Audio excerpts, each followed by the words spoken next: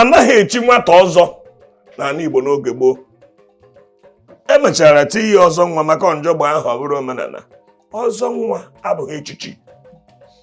Ọzọ bụ echichi. Itoruo ya obodo na-ege anya gbakọ ma izuru ọkwa gị ya eji ego gị chi. Ajụọ na-ese ọbara gị ọ dị n'ọcha iso wee chi. Onye mụ gị? Onye bụ nna gị?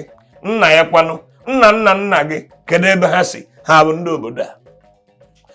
Agbakọchara na agbụrụ nke ịtọ ka ị nwere ike iso ma ọ na ndị be unu bịara abịa maka Igbo niile bịara abịa.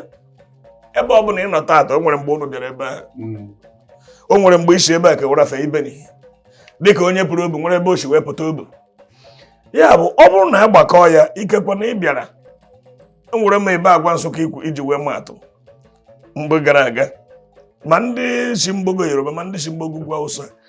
Onye biri n'obodo, onye amụrụ n'obodo mụọ nna ya mụọ nna ya ya nwewere agba nke ịtọ ọ bụrụzi onye mba.